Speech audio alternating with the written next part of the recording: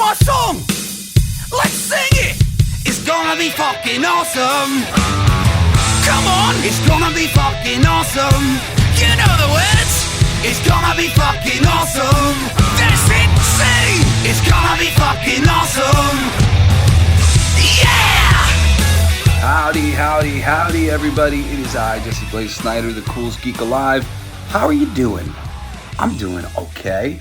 I've been feeling largely like shit for a few weeks now. It's just dealing with just I don't know what really, but whatever. I'm feeling a little better this afternoon. I'm kind of excited to chat with you about what I'm going to chat with you about because I didn't know what I was going to do the show on today, and then it kind of hit me because I'm about to launch this Kickstarter for my my campaign, and it's just such a good time for people to do something new, fucking take the power back, invest in yourself, and because I'm going through this and I'm just in the middle of doing what is now like my third campaign personally running, though we have been involved in my group have been involved in a lot of successful raises. Digger Mesh has had a little trouble with the Kickstarter system, even though we had some success. They weren't able to fulfill a couple of their goals and stuff, but they had a lot of early success on Kickstarter. And then Aaron Sparrow as working as an editor with a company that he brought me in to work with called Merck Publishing, who we're not really fond of the person who was running that thing over there. And we basically decided we could do this too. Fuck this guy. But what they were doing over there is something that I want to say to all of you. You can do this, okay? Because what I saw, they were making $60,000 to $70,000 per campaign on the back of approximately 800 to 900 backers. 800 to 900 backers. Now, just to give you an idea, say you're into comics and you'd like to try to make a comic or something like that, right? Which is a little bit of the easiest analogy because that's what I do and that's some of the things that I'll be, pointing to. But there's so many things you could do here, okay? To give you an idea how big the market is, the print runs for ISOM and these books that are coming out of one of the companies that's doing some consistent work, Rippaverse. It's the runs are thousands. I mean, let me see if I can pull it up while I'm on the wire. When springtime hits and suddenly everything's happening at once, kid stuff, work stuff, deadlines, travel, and somehow I'm still expected to grocery shop and cook like I'm in a food montage from a romantic comedy? Nah, not during busy season. That's what we call it around here. That's why I use Hungry Root. Hungry Root is basically your own personal grocery shopper and nutritionist, wrapped into one. You tell them what you like, what your goals are, gluten-free, high protein, gut-friendly, whatever, and boom. They'll fill your cart with groceries and meals you'll actually want to eat. And the best part, it learns from you. It gets smarter the more you use it. I threw together this miso ginger stir fry the other night in 12 minutes, and my kitchen didn't look like a war zone afterwards. I've even got the kids stealing bites off my plate, which never happens. It's that easy, and it's that good. I'm saving time, I'm eating better, and I don't have to do that Sunday afternoon grocery haul that used to wreck my whole day. I love Hungry Root. Take advantage of this exclusive offer. For a limited time, get 40% off your first box, plus get a free item in every box for life. Go to hungryroot.com/CGA and use code CGA. Coolest Geek Alive. That's hungryroot.com/CGA, code CGA, to get 40% off your first box and a free item of your choice for life. hungryroot.com/CGA, code CGA.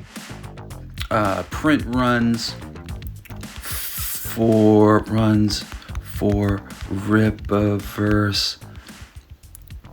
Rippaverse comics sold directly to backers on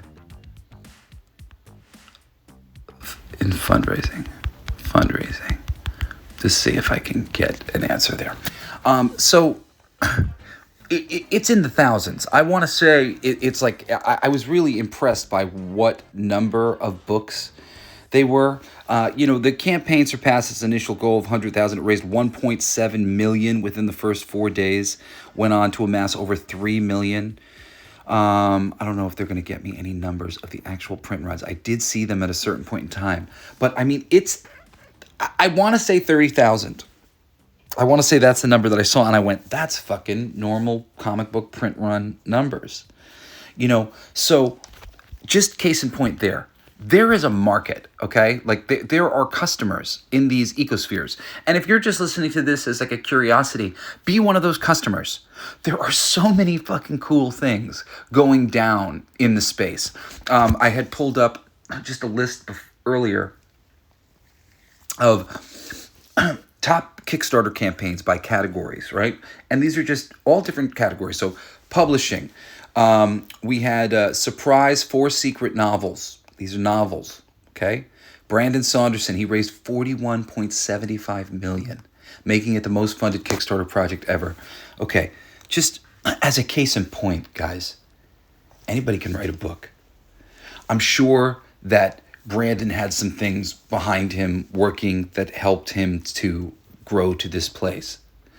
But for him to make so much suggests that there's a lot of people who are willing to buy books, who are in this space. Just like in the comic space, there's a lot of people who have been making books independently and then connecting with other people who've been making books independently, and they all get together and they promote each other's shit.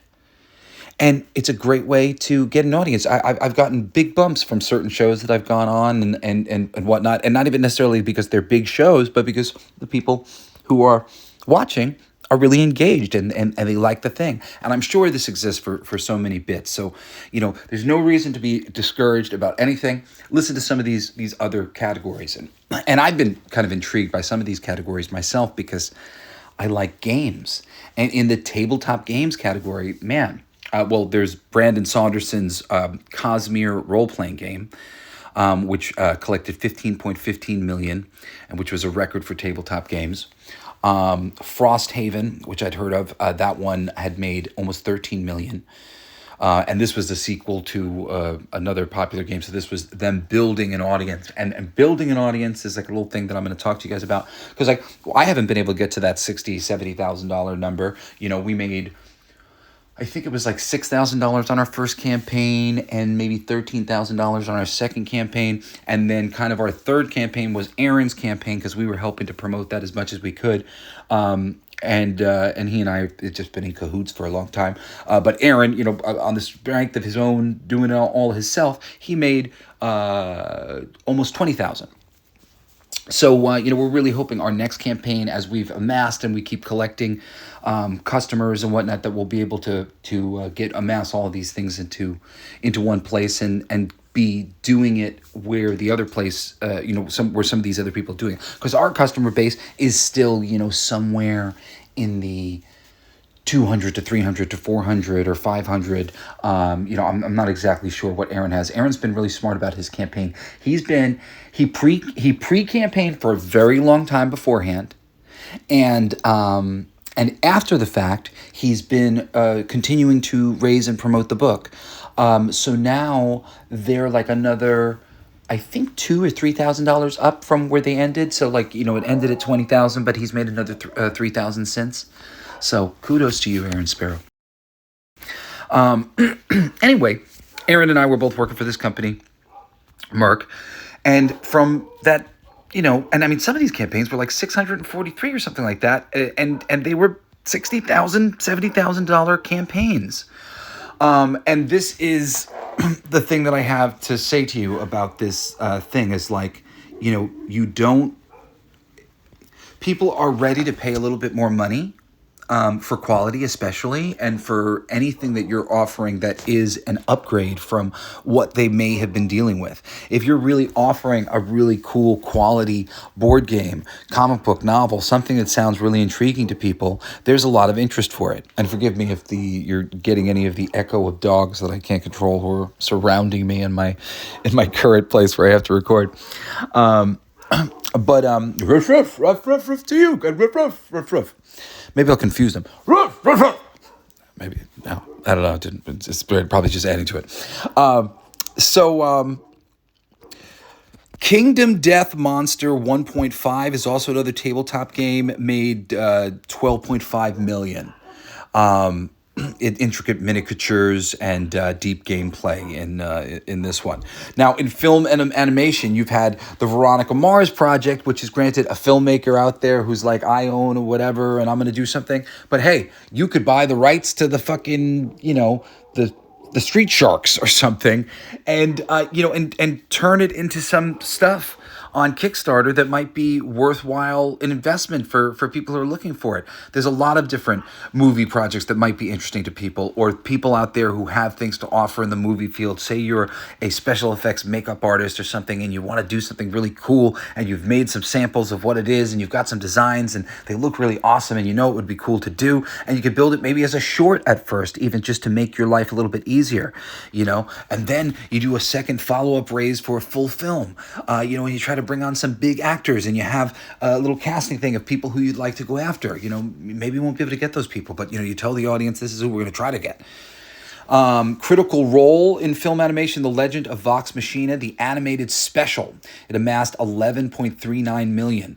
It was a beloved D&D campaign to animated life. In video games, there's been a ton. Shenmue 3 collected 6.3 million. Bloodstained Ritual of the Night got 5.5 million. It's a spiritual successor to Castlevania. In comics, you got the Order of the Stick reprint drive, which raised 1.25 million, reprinting the popular webcomic series. I think that's been surpassed. Like I said, I just grabbed a couple different lists. I just like the variety here. Music: Amanda Palmer, Theater is Evil, amassed 1.2 million, funding an album and art book.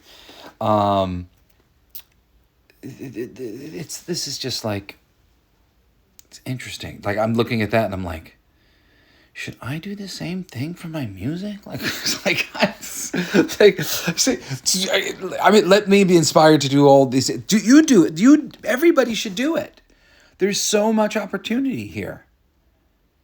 If you've got some stuff that you love to do, or something that you'd love to see, or you just want to figure out some way to be independently wealthy, there's opportunity. Top IndieGoGo campaigns are also on the same list. Transportation. There's a Matt X electric bike that raised 17.7 million. Stylish, kind of electric bicycle. Technology. There's a Flow Hive, which made 13 million. Which was was really cool. Actually, I know about this one. It was a beekeeping thing to help. So basically, you didn't have to disturb the bees when you got the honey out of the hive, which I thought was very cool. And I'm like, oh, cool, I'd invest in that. And of course, many people thought the same thing, to the sum of $2 million. There's Proton Mail, which made 550,000. It was an encrypted email service for you programmers out there. In film, there's something called Laser Team by Rooster Teeth, which raised 2.5 million. This is a sci-fi comedy film. Neil Young did a Pono music, and he made 6.2 million, introducing a high-fidelity music player. So I guess Neil Young was I don't know about this, but this was some sort of technological bit that he was involved in. And granted, that's Neil Young, makes it a little easier, but still, these people getting into the pool has just made the pool filled with customers. There's a lot of customers in these marketplaces. If you can go in there and figure out a way to make yourself known, there are a lot of people who have accounts and may go back and use them again if you can fucking, get to them. So this is just, a little glance at things. Like I said, the Isom comic in the end amassed over 3 million, but I don't know if that includes like after sales and different things like that in their campaign. They've done a bunch of campaigns that have raised a lot. I mean, like their lesser campaigns, are raising $300,000 at a time. But like I said, there are these small companies on Kickstarter and IndieGoGo and all these. There's a comic book fundraising website. I forget what that one's called. And I'm going to give you sort of like what I understand as like sort of basic building blocks to success in this field. Okay. First part is, if you're not going to bring something that is interesting or of like high quality, like something that's outside the market, is like if it's an entertainment thing, it can be kind of whatever, and lots of people have bit, but it's really a space where ingenuity is taking place, where new things are happening, people are thinking differently. So try to think differently coming into these spaces, and like you don't want to be making comics that are exactly like Marvel and DC necessarily. You may want to make comics like DC and Marvel used to make. That's kind of a niche that some people have, where they're like, we're making comics from the 90s, things that people would appreciate from that time and have a certain vibe, or a specialty niche of like, granted, if you're making comic books is a visual art form. I encourage you always use the fullness of the budget. Don't draw a bunch of people in suits if you can get away with doing anything else. If you've got a bunch of people in suits, might as well try to film it. If it's simple and you can get those outfits and whatnot. Otherwise, if you're going to draw it, just fill it up with visual feasts. Hire an artist who is worth their weight in gold, and bring something to life that is fantastic and cool and interesting. But similarly, in the technological markets and whatnot, do something new. These honey guys, they brought a hive that wasn't hurting the bees. Can you do something that is more beneficial for pet owners?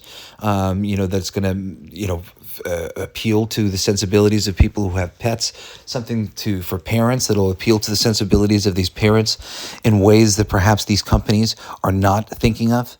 I'm working on a bunch of hemp plastic initiatives with my friends, and and trying and everybody likes to think it's an uphill battle, but I think ultimately if I can provide something that is really real and really matters to people, and their lives in a good way, then yeah, it's got, why wouldn't it work? Just like that beehive thing, which makes so much sense. So if you're out there and you feel like I see an opportunity, I see something, figure out how to make it happen. Now, there are a lot of ways to do this, and the way that I'm going to break this down is like from the comic book standpoint, and I'll try to illuminate wherever I can in like other ways that you could do this, or different ways in which you could do this, I should say, if you were in a different field. But first of all, you have to be willing to have a high price point that is, competitive, so that you can be profitable, even in a small scale. And now in comics and in so many different places, and I'll talk about more than just comics, but T-shirts and everything has been made pretty easy by the internet. There are companies out there where you can give them your logos and give them their stuff, and they'll turn around T-shirts for you in all the sizes that you need. And, and some of them are priced better than others, but there are so many out there that you can find some really competitively priced printers, printers will be kind of root for whatever they may print, whether it's comic books, whether it's novels, whether it's T-shirts or stickers, prints, posters. There's all sorts of things that you might make, pins, and mugs and things like that. I mean, me and my girlfriend are actually set up to actually make a lot of things ourselves. We have a Cricut, which is like cuts.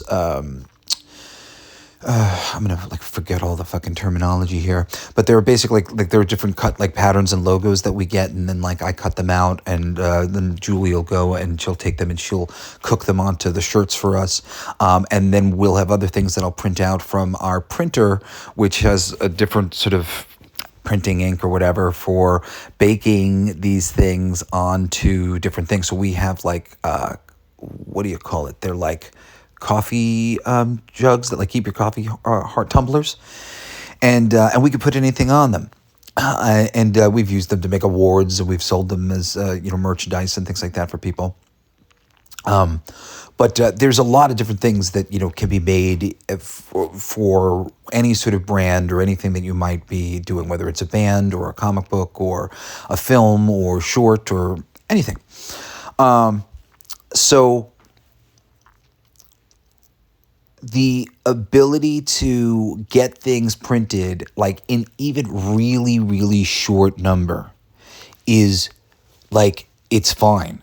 Those shirts may cost you up to $6 or $7, or I don't know, depending on what kind of shirt you're looking to get, or you might even be able to squeeze them down a little bit more, or whatever, but they might cost a lot in a short order.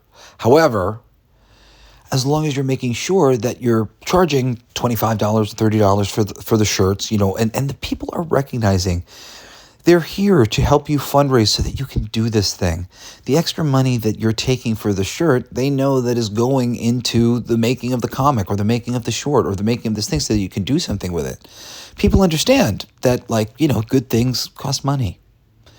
And they are willing to work with you. And, the reason why 800 to 900 people can make fucking the Merc Publishing guys up to freaking, what was it, $60,000 to $70,000 is because the price points of these things were here. How much have I got? Divided by 700. I can't do math on the phone. Oh, while I'm talking, I was trying to get like a number.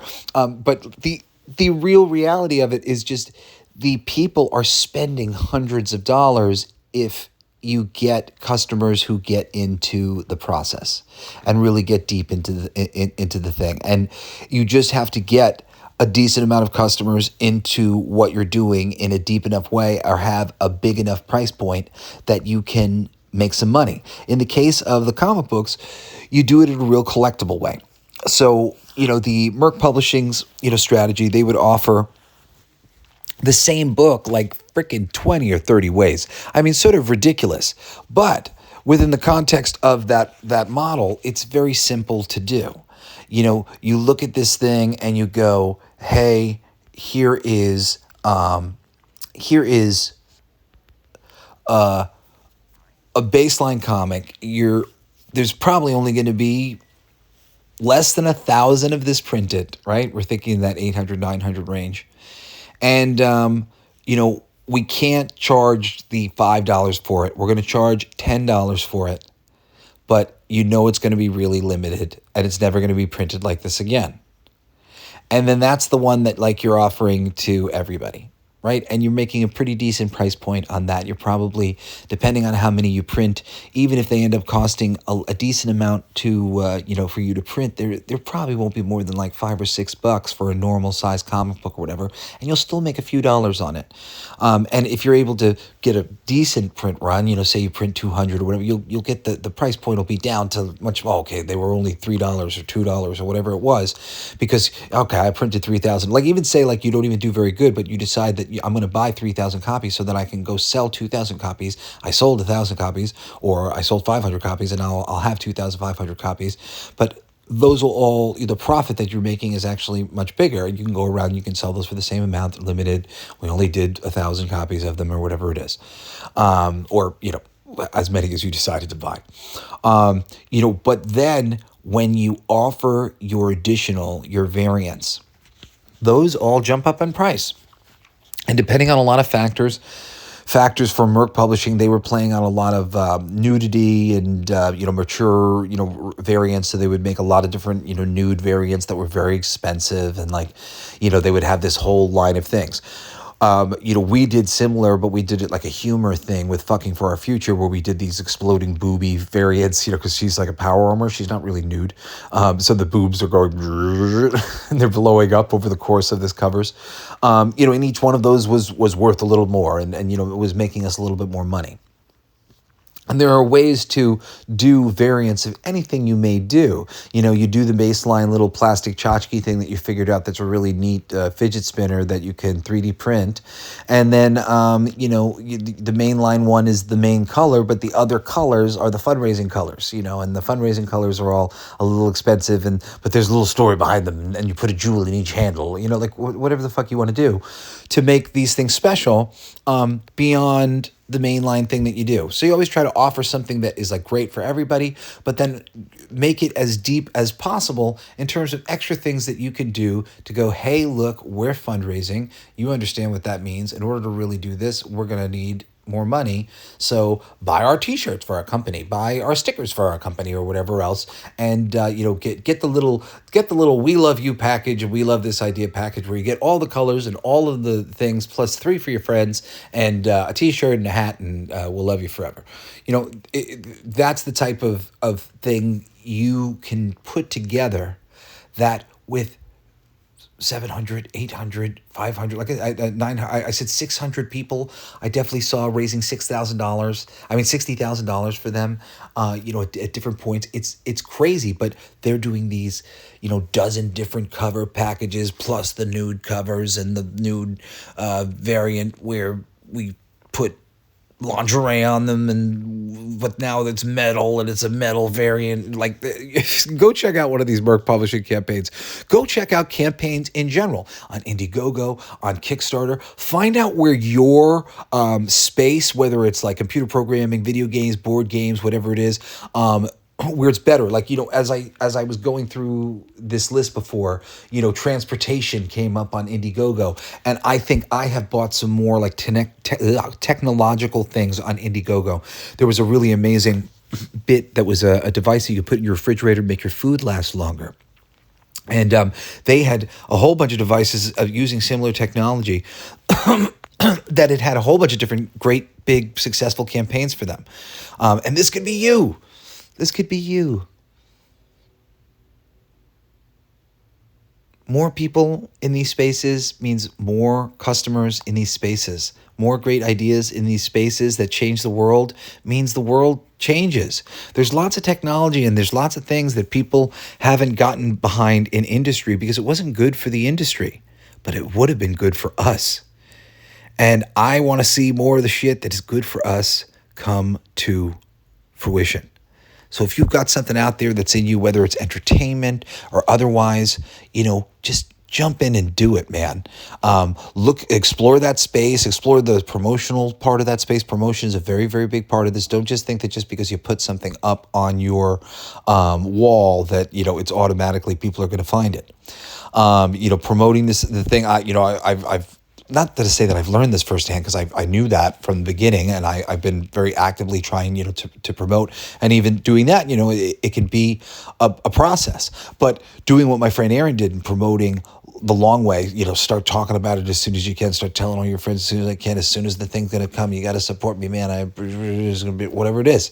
It's going to revolutionize the whole world. People need to see my movie. People need to know my name. There's never been a better time with the Trump tariffs and the downfall of Hollywood and the entertainment system and the toy system, like everything, to figure out how to do things homegrown and here is just huge. Now, a big part of Kickstarter is sort of presentation. That's the tough part. I encourage you to learn. I am a notorious overthinker, but pretty good at presentation. And still within the confines of that, I overdid it a lot. And it's a lot of fucking work. Depending on things now with AI, and I encourage people to look into AI, it makes it easier to, to produce some of the things that you might need to produce to, help get, halfway on, because you really got to figure out how to use some Photoshop and stuff like that. I encourage you to teach yourself Photoshop. I learned Photoshop in school, but then I left. And I do Photoshop to this day. I have some friends who are better than I am that I can turn to, because I lost my prowess completely within the years as the program changed. But through online programs and other shit, I figured out, and I have been able to figure out how to do decent work in Photoshop and make the signs that I need and get the logos that I need and do the things that I need. Like I said, with AI, and I personally because I do Photoshop myself, like I haven't had to explore a lot of these things on my own, even though I have explored some of them, like Midjourney, where you make certain images and stuff, but hard to make things that are usable for campaigns and stuff. Like you're going to want your campaign largely to be your item being featured, good photos, a video of you or a video about the item, a commercial for the thing, a good write-up on the thing, examples of the comic book pages that you have. But generally speaking, when it comes time to like make some things that are your price points and stuff, there are simple ways that I've seen people do them, and you can get away with depending on how simple your campaign is. But the more complex the campaign is, and the more items that you're offering and things that you're going to want to sort of offer that as best as possible, and have your storefront on the Kickstarter be as inviting to the things you're offering and why they're worthwhile in short order as best as you can. The advent of the Kickstarter thing has been a really beneficial thing for me as a comic book writer, because what I offer to the process of a comic book is much less than what an artist offers in terms of time. I could bang out a script in a day, depending on what the script was for, and depending on if I was loaded up to do it. Granted, a good writer, I'm usually chewing on something for a while, and then I'm like, all right, I'm ready to do this, and then I sit down and I write the thing, I get it out. But a day, and I could get paid, $100 a page, if in the good days, when I'm getting, that was my last page rate. Actually, that's not true. I took a less page rate for ownership of the Merc Publishing shit that I did. But prior to that, my previous page rate was $100. Come on. That book hasn't come out yet. I'm hoping that it will eventually, because it's very cool. But that's was like a decent page rate for a writer, like a mid-level writer at Marvel or DC, or a low-level writer at Marvel or DC. And now it's much, much less. And $500 a page, or could be more sometimes for some of these artists.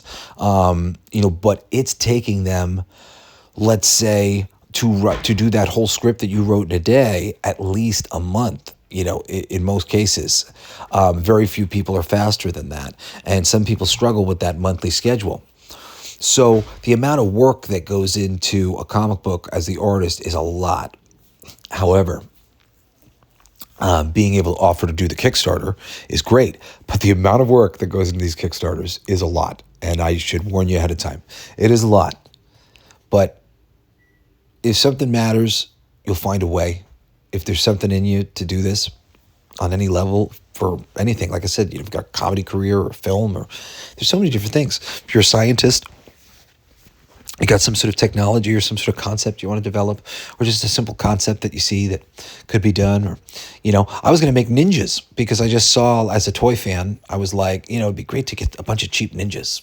And then that could be, if I didn't have to pay for the license for Marvel, I could make some red ninjas to fight my Wolverines, and I could make some purple ninjas to fight my Ninja Turtles, and I could make some, because it's all different colored ninjas in all the different places. I forget what color ninjas you have in the DC universe, or maybe the black ninjas, not the African American ninjas. There's a different kind of ninjas. But this was just a simple thing that I didn't have to pay for a license. I could just figure out how to do that, and I could offer it. Somebody else got the same idea, and they ended up doing it, a company called The Foosh. And I just sort of went, all right, I'll do something else. But I had kind of just started figuring out the ninja thing. So I ended up just going through a lot of life at that time, and I haven't gone back to that. But now I'm back into the toy thing with Digger. So we'll see what comes of all that. But yeah, man, there's so many different things that can be, the Kickstarter is just sort of like a reason to promote a pre-order for something. And you can figure out how to build into your initial prices, and like what you need to build. Like, if we can make this and get, that'll be this many customers or whatever, we'll be able to fulfill this. And then, and then that's it. You just start somewhere, and try not to worry about it too much. But put your foot in the direction, lay out your campaign, figure out your prices, figure out the way into the system. Look at the successful campaigns in that area. Is it technology? Is it film? Is it animation? Is it video games, board games? What is it? Let me go research that section. This space has been around long enough where there's a lot of test trials. There's a lot of people who can show you the way to succeed. The roadmap is there. And it's not like the door is closed now. The door is that much more open for all of these new things, these new voices to get out there. So what else do I got to tell you? Let me see. I'm thinking about my magazine.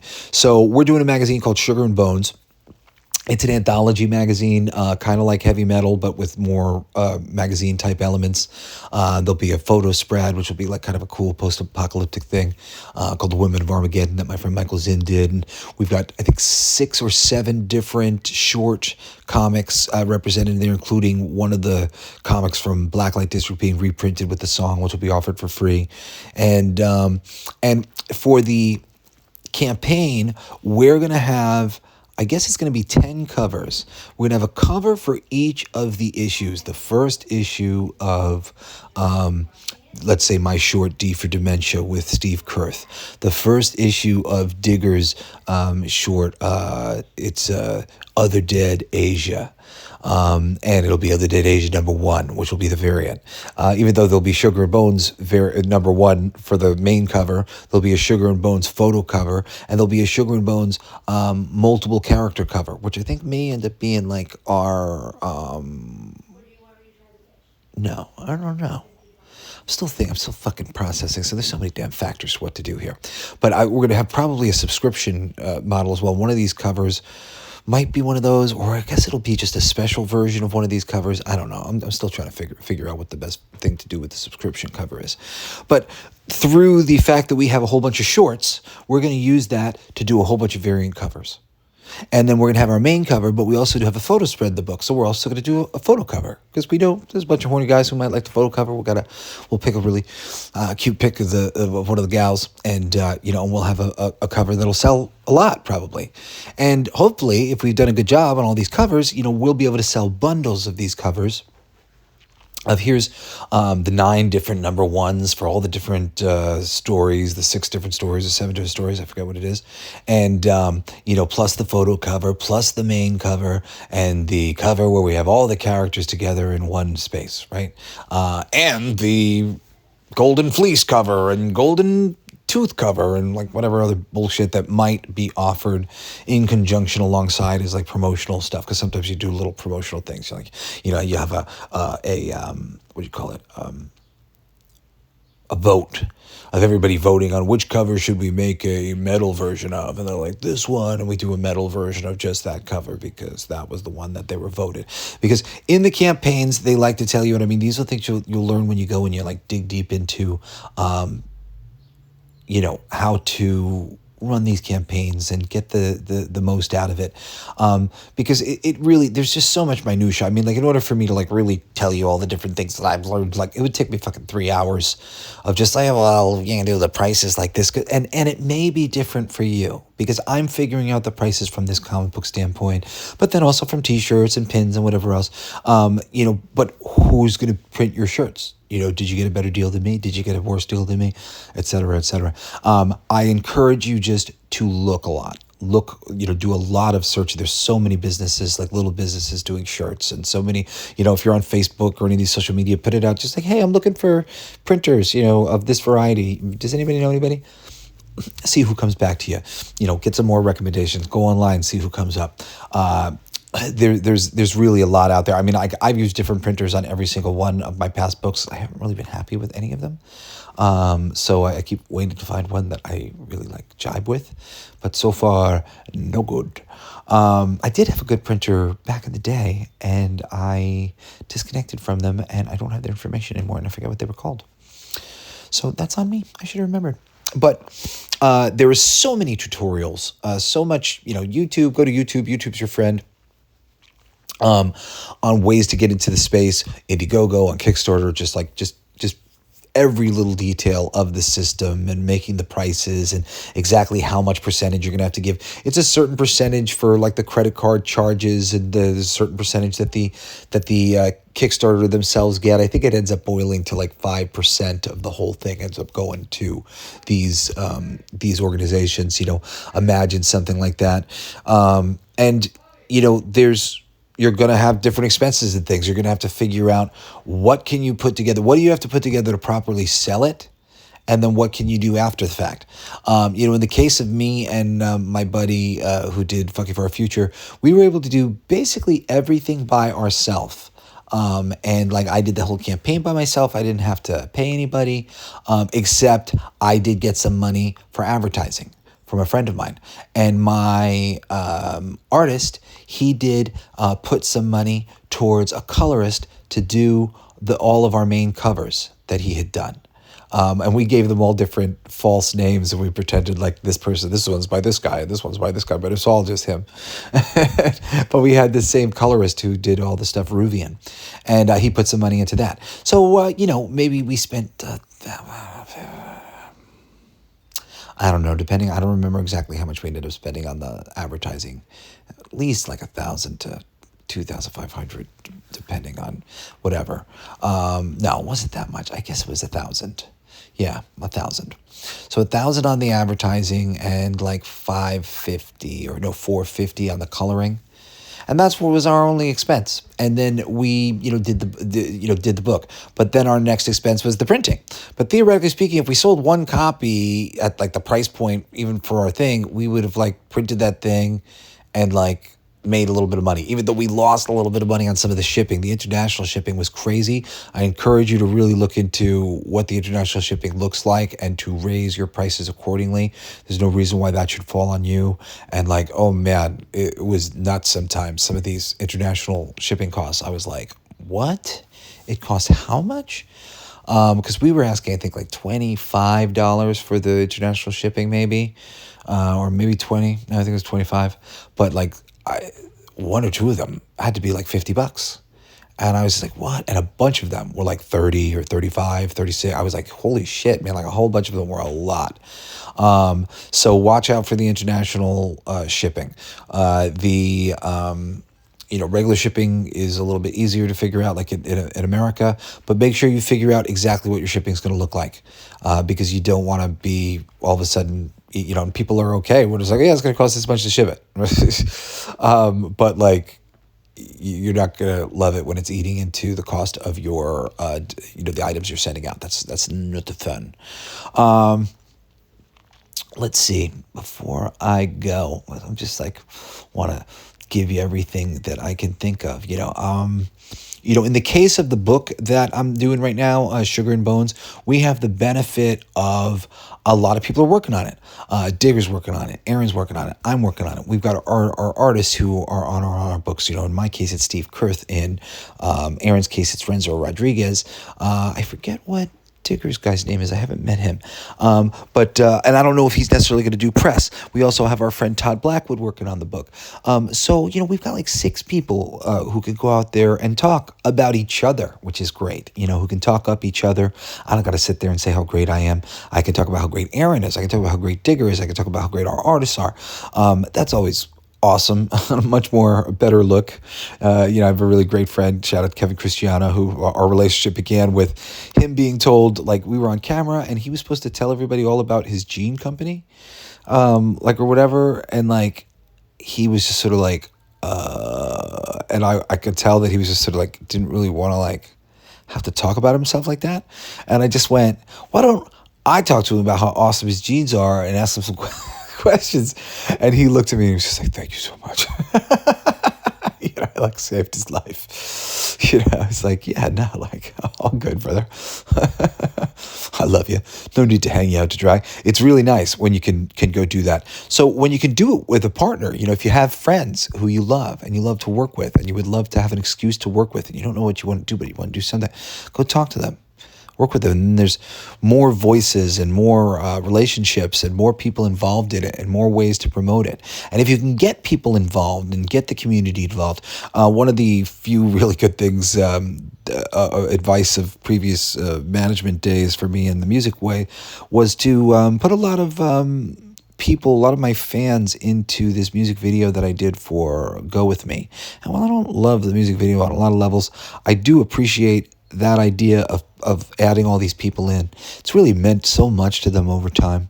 And still to this day, there's a lot of dead relatives and babies and, in their baby picture. And the song means something to them. And that's why they submitted it in the first place, because they loved that song and it really was a favorite of theirs or whatever.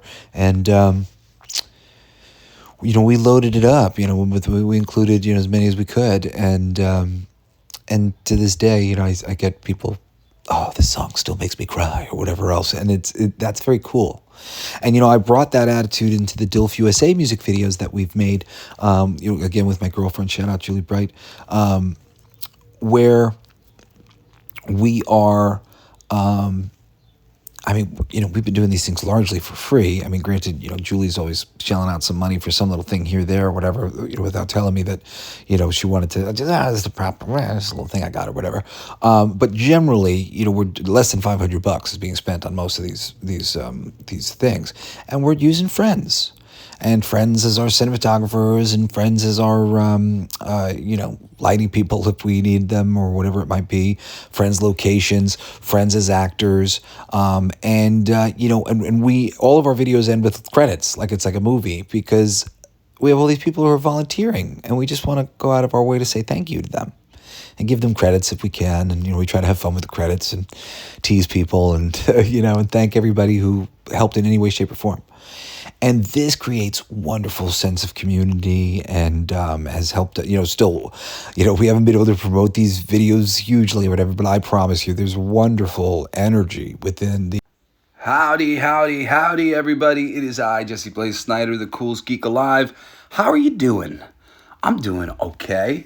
I've been feeling largely like shit for a few weeks now. It's dealing with I don't know what, really. But whatever. I'm feeling a little better this afternoon. And I'm kind of excited to chat with you about what I'm going to chat with you about, because I didn't know what I was going to do the show on today. And then it kind of hit me, because I'm about to launch this Kickstarter for my my campaign. It's just such a good time for people to do something new, fucking take the power back, invest in yourself. And, because I'm going through this and I'm just in the middle of doing what is now my third campaign personally running, though we have been involved in my group have been involved in a lot of successful raises. Digger Mesh has had a little trouble with the Kickstarter system, even though we had some success. They weren't able to fulfill a couple of their goals and stuff, but they had a lot of early success on Kickstarter. And then Aaron Sparrow as working as an editor with a company that he brought me in to work with called Merck Publishing, who we're not really fond of the person who was running that thing over there. And we basically decided we could do this too. Fuck this guy.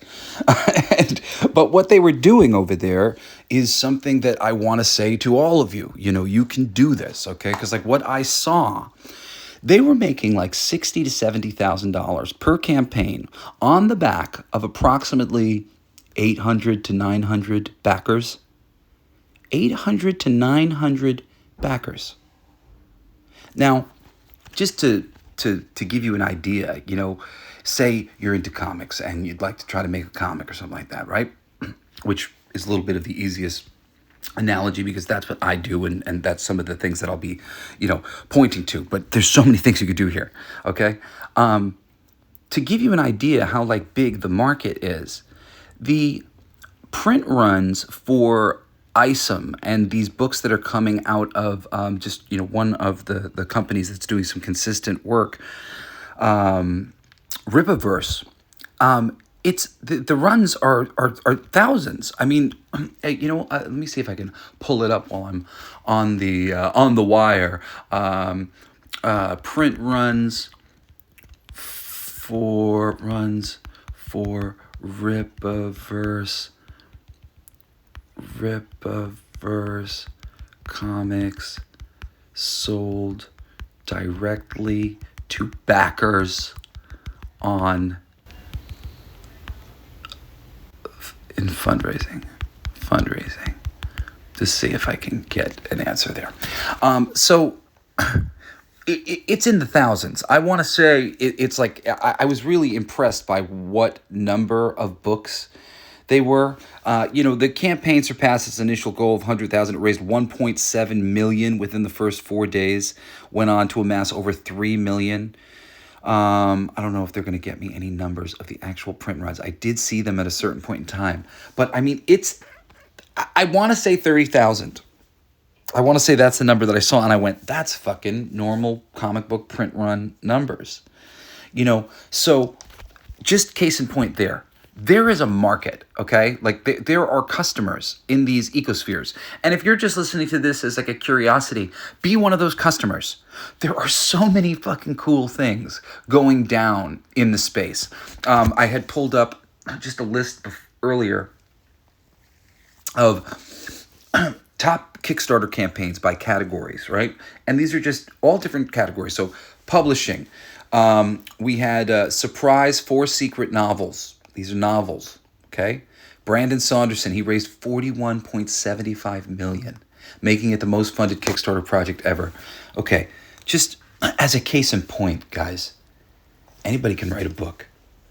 I'm sure that Brandon had some things behind him working that helped him to grow to this place. But for him to make so much suggests that there's a lot of people who are willing to buy books, who are in this space. Just like in the comic space, there's a lot of people who have been making books independently and then connecting with other people who've been making books independently, and they all get together and they promote each other's shit. And it's a great way to get an audience. I've gotten big bumps from certain shows that I've gone on and whatnot, and not even necessarily because they're big shows, but because the people who are watching are really engaged and they like the thing. And I'm sure this exists for so many bits. So, there's no reason to be discouraged about anything. Listen to some of these other categories. And I've been kind of intrigued by some of these categories myself because I like games. And in the tabletop games category, man, there's Brandon Saunderson's Cosmere role-playing game, which collected 15.15 million, and which was a record for tabletop games. Frosthaven, which I'd heard of, that one had made almost 13 million. All right. I hope you're listening to my Monday show that I've replaced All Your Favorite Bands Suck with for now until I bring All Your Favorite Bands Suck back, which will be back soon. You can listen to All Your Favorite Bands Suck on every platform except for Spotify still. There's 50-something episodes of my favorite bands. Check it out. But yeah, All Your Favorite Bands Suck, is been replaced on Monday with Everything They Don't Want You to Know, which is esoteric wisdom and shit they don't want you to know, conspiracies and stuff that's really going on. I'm 42 years old, and I have dedicated my life to studying this reality so I can fucking understand what the hell's going on. I think I got a pretty good handle on it now. So, just trying to guide people a little bit and give people an idea of at least what's being talked about and what seems to be the actual reality of so many different situations on planet Earth. So if that sounds like something that's interesting to you, you should check it out. Also, my magazine, my publishing company, we did King of Kings. If you supported that, thank you so much. Fucking for Our Future. And now we're doing a magazine like Heavy Metal. It's an anthology magazine, but it's also going to have some more typical magazine type components. Really excited to do it. We'll be launching the actual campaign in like 2 months, but you can sign up for notifications now on Kickstarter if you type in Sugar and Bones Magazine, or you can go to bldsts.com and you can sign up for notifications there on our website, and you can also check out some back issues of King of Kings and Fucking for Our Future, which will be up there shortly. Anyway, join us again next Saturday for another Coolest Pick on the Coolest Geek Alive. I love you guys. Thanks so much for joining me. Care Steer. Peace out. You've been listening to Coolest Geek Alive with me, your host, Jesse Blaze Snider. Don't forget to rate, comment, and subscribe for more excellent geek culture content. Thanks for listening. It's my favorite part!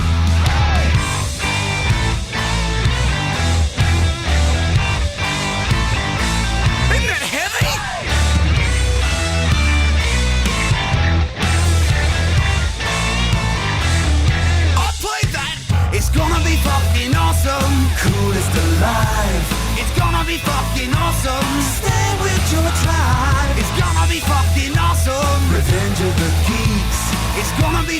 fucking awesome. Week after weeks, it's gonna be fucking awesome. Laughing with you, it's gonna be fucking awesome. And crying sometimes too, it's gonna be fucking awesome. Spelling it out, it's gonna be fucking awesome. Making you shout.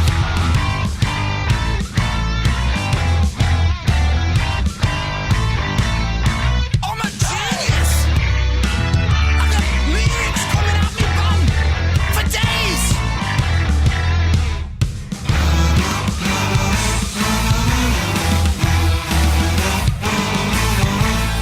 You like that? It's a kazoo solo.